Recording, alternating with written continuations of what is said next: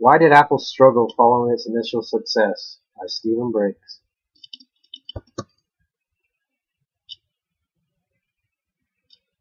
Two high school friends, Stephen Wozniak and Stephen Jobs, have become household names, and their success has become that of legends.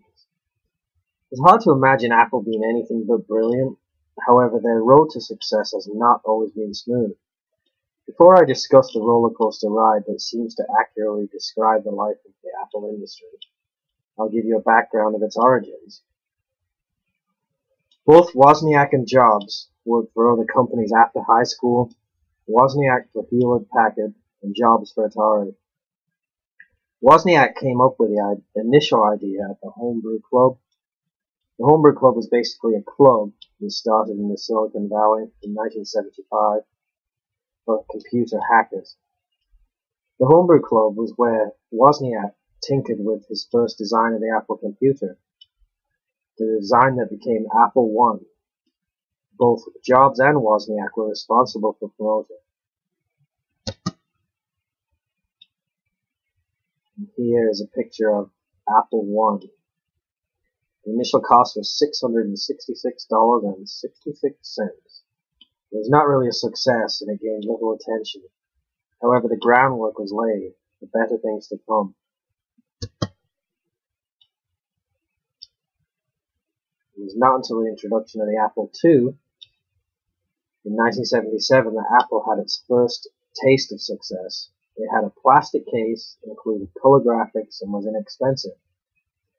Johnny Ryan states in his History of the Internet that PCs had previously been sold in parts for enthusiasts to assemble. However, the new Apple II could be bought as a ready-made unit, as you see here. Also, the Apple II was convenient for business, as it was easy to develop applications for the Apple II, such as the VisiCalc.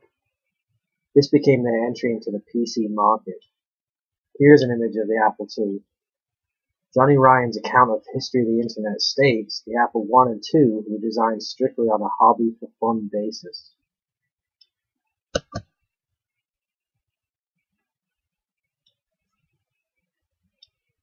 By 1980, the Apple III, here's an image of the Apple III, was introduced, and Apple was now getting a taste of the international market with a sizable company of several thousand employees. At this point, the design strictly for fun basis was changing into a serious business.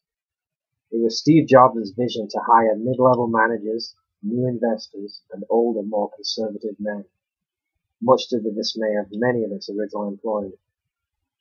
However, by 1981, the market became saturated with competitors in the computing market.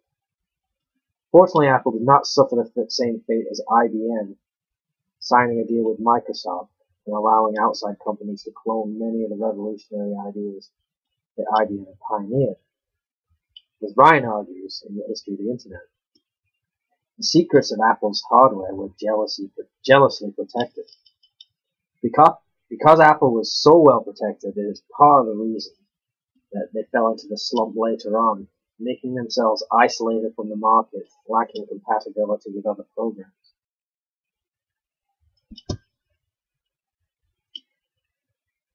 In 1979, Jobs also started a project called the Lisa.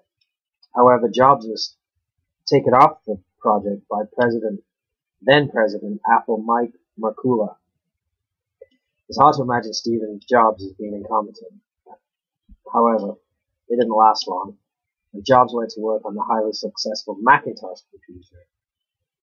And by 1984, the introduction of the Macintosh computer became very popular. However, it was expensive. And here's an image of the famous Macintosh computer in 1984. The debut of the Macintosh computer even had a 60-second advertisement in the third quarter of the Super Bowl. Look at the pop culture there. However, it's not compatible with previous Apple computers. That was one of the drawbacks, including the Lisa, but it had twice the memory of the popular Commodore 64, put 2.5 times as much data on a floppy disk as the IBM PC's single-sided 5.25-inch disk, included two serial ports, one which could be used for networking at the then incredible speed of 230.4 kilobytes per second, and a total graphical operating system, all packed into the cutest, friendliest package the computer industry had yet seen. And that year, Apple sold 70,000 units during its first 100 days on the market.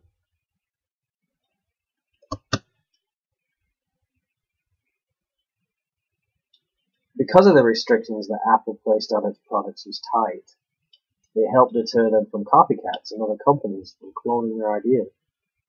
However, their airtight restrictions, as I mentioned earlier, became their downfall in the late 1980s to mid-90s.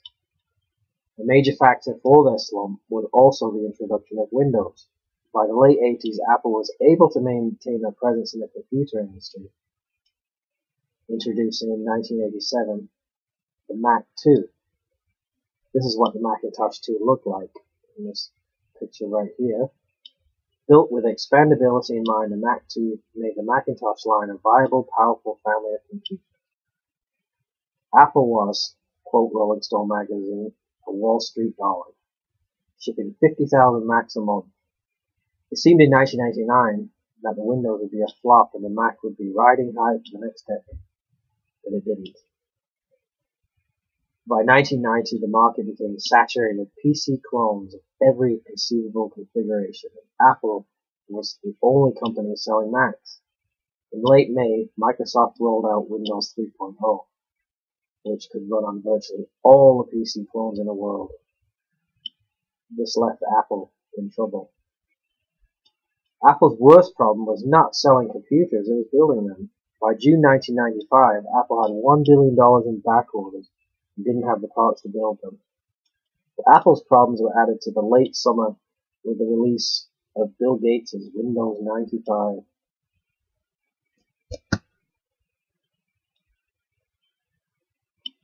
By 1997, Apple was able to pull itself out of its worst slump in Apple's history, and with Steve Jobs back on board and the interim CEO, eventually becoming the permanent CEO, the situation was getting back to normal. Jobs announced an alliance with Microsoft in exchange for $150 million in Apple stock. This deal also allowed Apple to be compatible with Windows 98, and that was being released towards the end of the year. The iMac became the best-selling computer in the nation that year, and sales continued to climb with the release of the PowerMac G3, which I have up here, iBook over to the left-hand corner, the PowerMac G4, and these are basically images of what Apple was introducing at the turn of the new century.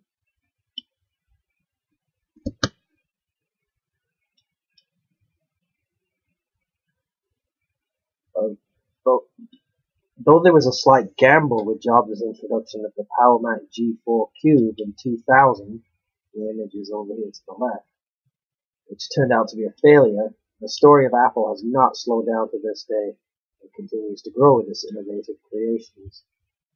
The introduction of the iStore and the iPod and the iPod Mini has been a huge success.